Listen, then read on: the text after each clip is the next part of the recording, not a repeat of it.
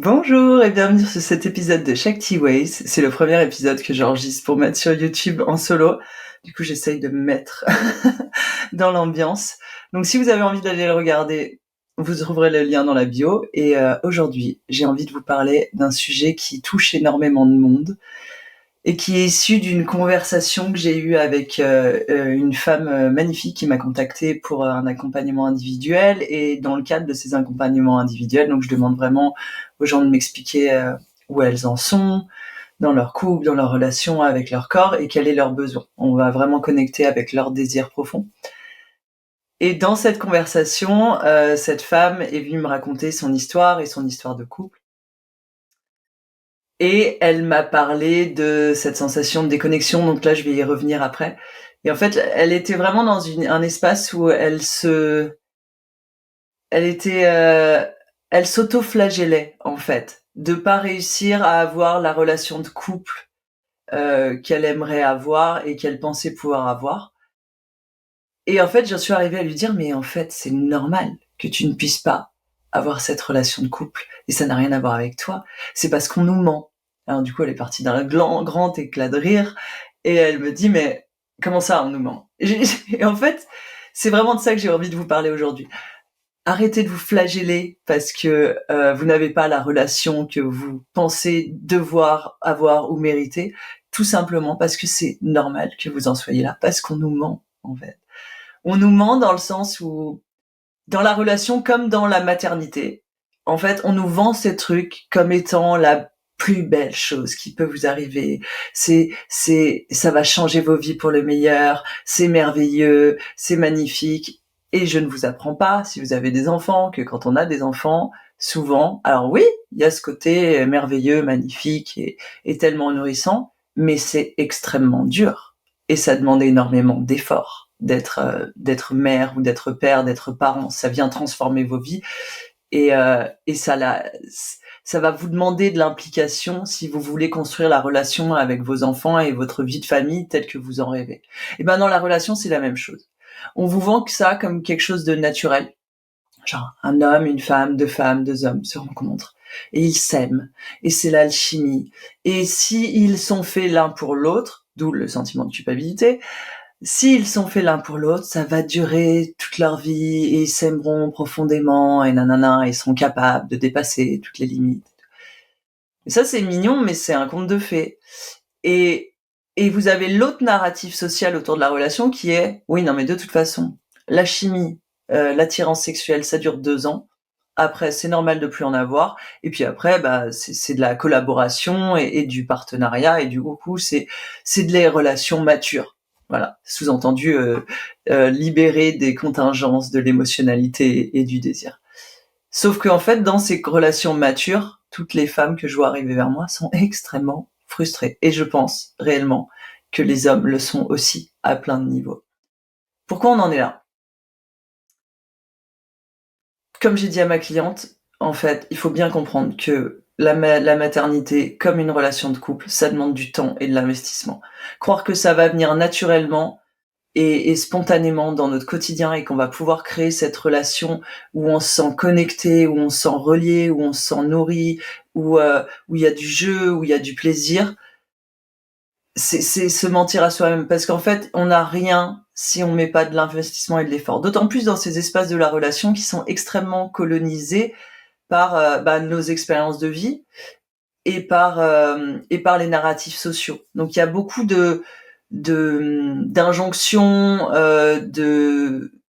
d'injonction, par injonction j'entends ça c'est le rôle de la femme, ça c'est le rôle de l'homme, dans une relation l'équilibre va se poser comme ça et tout ça, et du coup on est coincé, engoncé dans tous ces il faut faire comme ça et ça doit être comme ça et c'est à ça que ça doit ressembler une relation, et on n'arrive pas à vraiment exprimer ce qu'on a envie, ce qu'on désire, et à créer notre propre réalité autour de ça. Donc on peut très rapidement se retrouver coincé. La relation, la maternité, la sexualité, c'est des lieux où il y a énormément de pression en fait qui est mis, que ce soit par la famille ou par la société ou par notre propre inconscient, à faire en sorte qu'on rentre dans des cases, pour faire simple.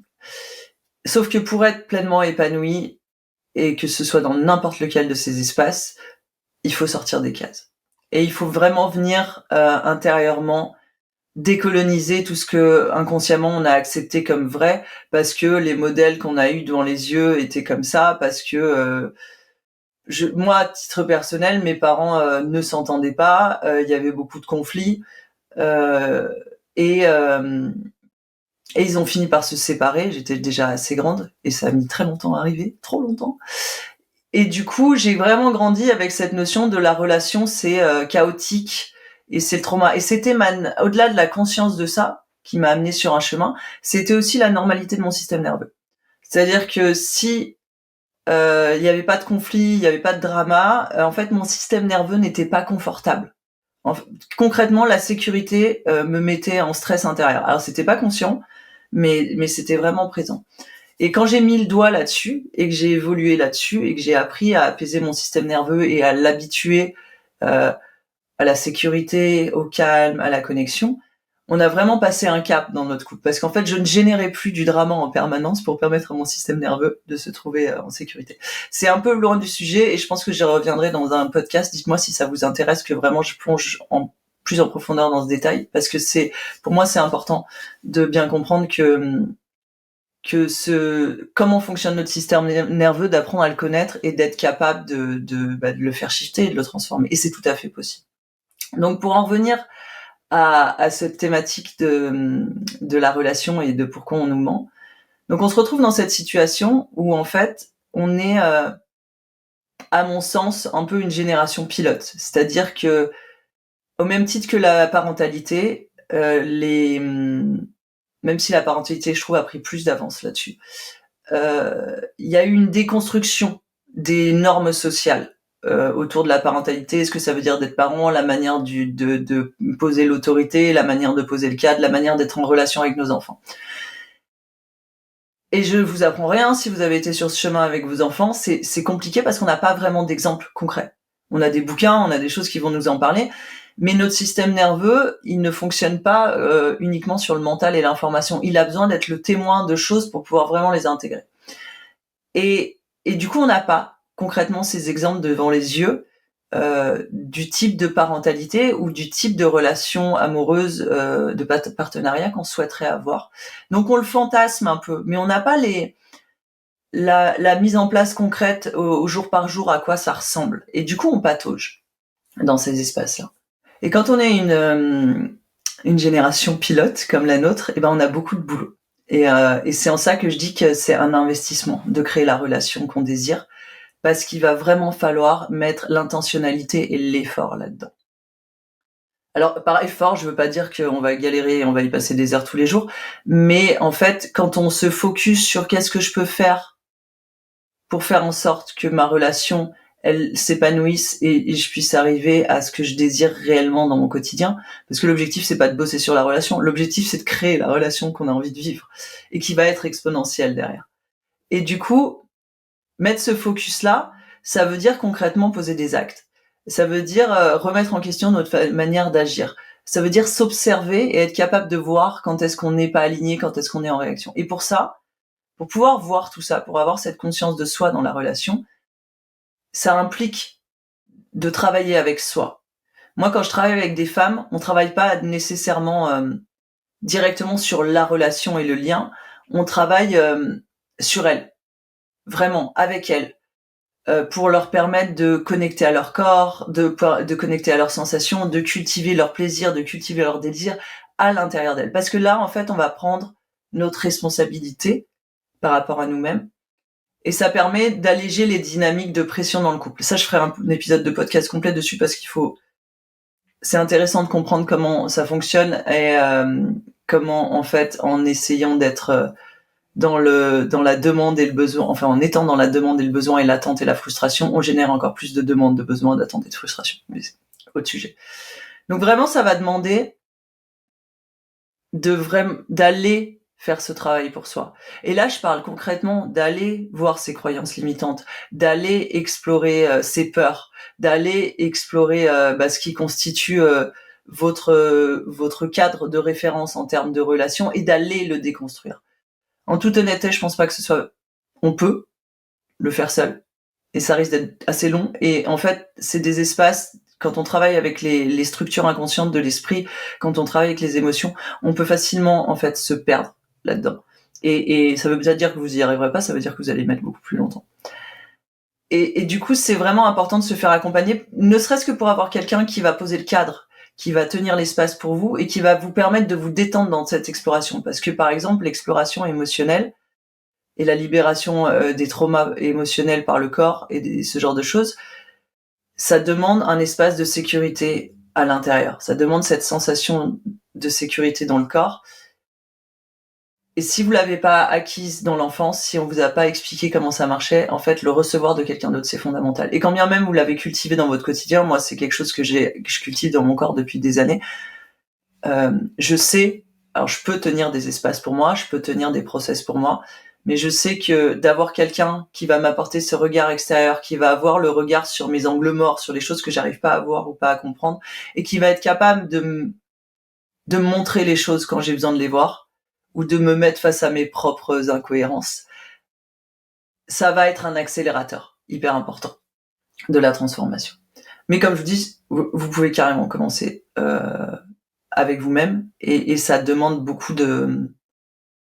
C'est pas forcément simple en fait, parce que c'est reprendre sa responsabilité, ça demande de s'observer tel qu'on fonctionne, et de voir où est-ce qu'on est responsable des situations qu'on a créées et qu'on n'aime pas. Et j'aime bien dire, quand je travaille avec des couples, qu'on est tous 100% responsables de notre part du truc. Et en fait, c'est 100% plus 100%. C'est pas lui fait 70 et moi 30. On est tous responsables à 100% de comment on agit et de comment on intègre une relation. Donc ça va demander ce travail d'observation, de conscience de soi, d'humilité. Et ça va demander ce travail de recréation d'un nouveau possible, et ça va aussi demander, moi c'est vraiment ma zone d'expertise à plein de niveaux, de venir cultiver à l'intérieur de nous ce qu'on désire voir à l'extérieur. Là je vous fais pas du Gandhi, mais en fait cette phrase va très très loin quand on se l'applique réellement dans tous les espaces de notre société. Je parle de créer à l'intérieur de toi le monde que tu veux voir à l'extérieur, mais c'est pas comme ça que c'est dit, mais je crois que tout le monde la connaît, cette phrase. Et elle est extrêmement vraie en termes de sexualité et de relation. C'est-à-dire que si t'es frustré par ta relation, si t'as pas l'impression d'avoir des orgasmes et du plaisir et de la connexion et des échanges et de la profondeur comme t'as envie de l'avoir, où est-ce que tu cultives ça avec toi-même? Va chercher ça en fait. Va chercher cette réalité à l'intérieur de toi, à l'intérieur de ton corps, et cultive-la à l'intérieur de ton corps. Concrètement, ça veut dire revenir en contact avec son corps. Un des trucs que je vois le plus transverse chez les femmes aujourd'hui, c'est qu'on a grandi dans ce truc de la femme forte, de la femme... et en fait, on a essayé d'être des hommes avec des brushings et des talons. Je fais ni brushing et j'ai pas de talons, mais vous avez l'idée. Et du coup, on s'est déconnecté de cette intelligence du corps, de cette intelligence de la sensualité, et de cette capacité à générer ça pour nous-mêmes. Et pour moi, c'est une pierre de fondation de comment tu peux transformer tes relations, c'est quand tu transformes ta relation à toi-même.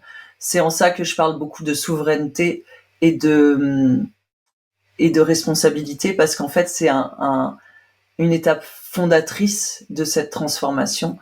C'est vraiment prendre tes responsabilités. Fais-le pour toi. Tu arrêtes d'attendre que... ça va être un autre épisode de podcast. Arrête d'attendre qu'on te le donne. Fais-le pour toi.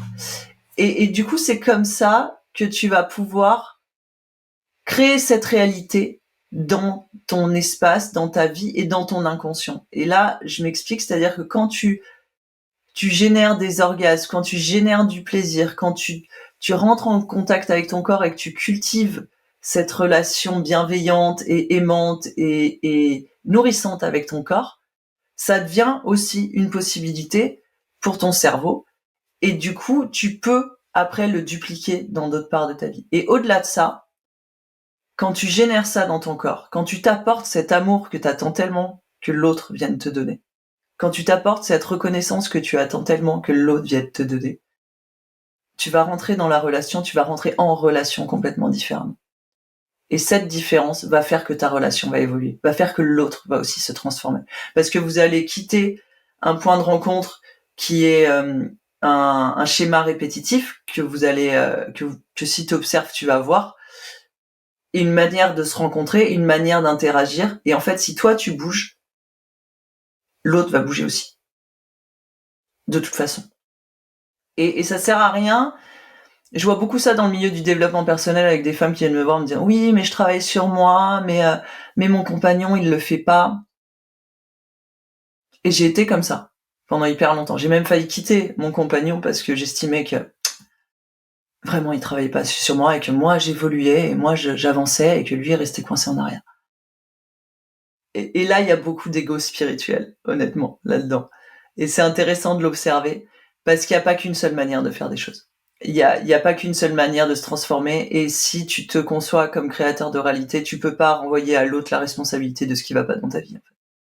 C'est là où tu vas reprendre le pouvoir, parce que quand tu reprends la responsabilité, tu peux agir sur l'espace et du coup tu reprends le pouvoir de transformation. Et je peux t'assurer que quand toi tu fais cet effort-là, quand toi tu vas travailler avec toi, connecter à ton corps et faire cet effort-là, l'autre va bouger, de toute façon. Alors il le fera sûrement pas à la manière que t'attends, à la manière que ton mental a de croire que c'est comme ça qu'il faut faire, mais ça va se passer, ça va évoluer, et ça va transformer votre relation. Donc, pour finir sur une note, voilà, ce que je voulais vous dire aujourd'hui, c'est arrêtez de vous flageller, parce que vous n'avez pas la relation parfaite. Parce que, comme je vous l'ai dit en départ, on nous dit pas la vérité. On nous dit pas que ça va demander des efforts, et on n'a pas d'exemple concret devant les yeux de ce que ça va représenter. Et le cerveau humain est fait de telle manière qu'il va répéter ce qui a constitué sa norme entre 0 et 7 ans. Donc si entre 0 et 7 ans, vous avez expérimenté des relations chaotiques dans votre entourage, de l'irrespect ou tout un tas de choses, ça peut être très dramatique comme à bas bruit en fait. Mais par exemple des parents qui vont jamais avoir de conflit devant vous, mais du coup vous savez pas ce que c'est que d'avoir un conflit dans le couple, et vous savez pas ce que c'est la résolution de conflit.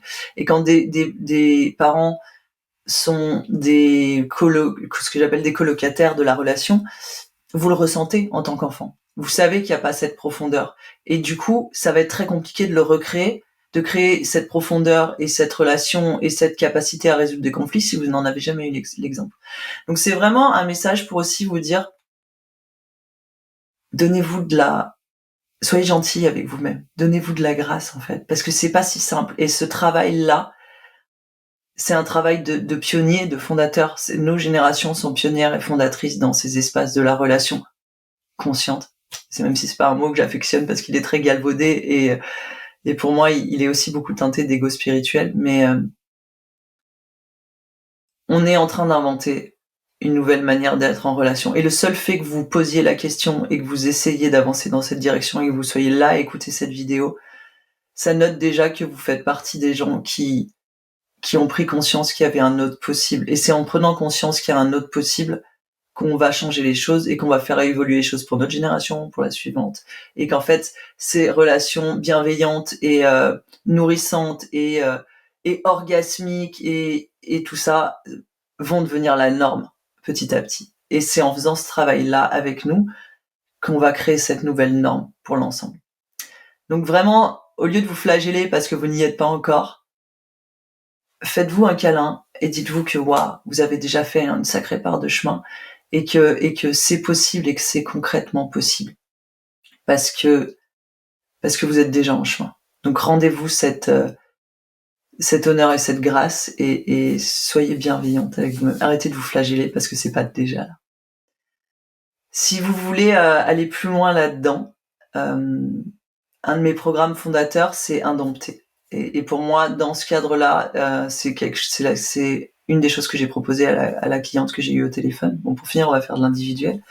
Mais Indompté, c'est vraiment un programme qui est accessible et qui est fondateur, parce que on va passer par toutes ces étapes que je vous ai décrites, avec le contact avec le corps, avec la célébration de son plaisir, avec l'amour-propre, avec le travail des ombres, et aller déconstruire nos impressions de ce que c'est qu'être une femme et à quoi ça doit ressembler, aller déconstruire les histoires qu'on se raconte sur nous-mêmes et qu'on a observées, pour pouvoir incarner et asseoir ce que moi j'appelle la souveraineté, qui est en fait cette capacité à être dans son pouvoir et dans sa vie, à voir où est-ce qu'on peut agir et à être aligné avec soi-même.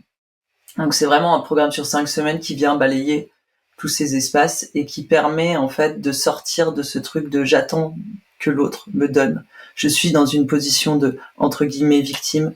Moi j'aime bien parler de la princesse paumée parce que et on l'a toute la princesse paumée en nous. Moi aussi des fois je la vois sortir et plus on cultive la relation et la conscience autour de ça, plus presque ça devient rigolo d'observer chez soi cette part de nous qui a envie d'être sauvée et qu'on fasse pour elle parce que vous savez la princesse Disney, la demoiselle en détresse, c'est celle-là. Et on l'a toute, donc c'est pareil, pas la peine de vous flageller. Mais c'est vraiment un programme qui permet de sortir de ça pour rentrer dans ce que j'appelle la souveraine incarnée, c'est-à-dire la femme qui est capable de voir sa responsabilité dans les choses, de reprendre son pouvoir, de mettre les choses en place, tout en étant profondément alignée et connectée à sa vérité. Et ça change tout. En relation comme avec soi-même, ça change tout. Voilà ce que je voulais vous dire aujourd'hui. Je vous embrasse. Laissez-moi un message pour me dire ce que vous avez pensé, si ça vous a intéressé, et surtout n'hésitez pas à venir me poser des questions sur Insta, notamment, parce que j'adore y répondre. Et en plus, vous me rendez énormément service parce que, vous voyez, là j'ai eu une conversation ce matin et de cette conversation, j'ai eu quelque chose à vous amener. Et du coup, toutes les conversations que j'ai, que ce soit des clientes ou des femmes qui me suivent sur Insta, et c'est pas parce que vous venez me contacter que vous avez besoin d'acheter, en fait. C'est vraiment, sentez-vous libre d'entamer ces échanges parce que c'est nourrissant de tous côtés. Et donc vous n'êtes en rien redevable si vous venez de me poser des questions parce que vous me nourrissez aussi avec vos questions et vous nourrissez ma réflexion et vous nourrissez l'évolution de ma pensée autour de ça. Et vous me permettez d'être une meilleure accompagnatrice et une meilleure coach, donc je vous en remercie par avance. Voilà. Je vous souhaite une super belle journée et je vous dis à très bientôt.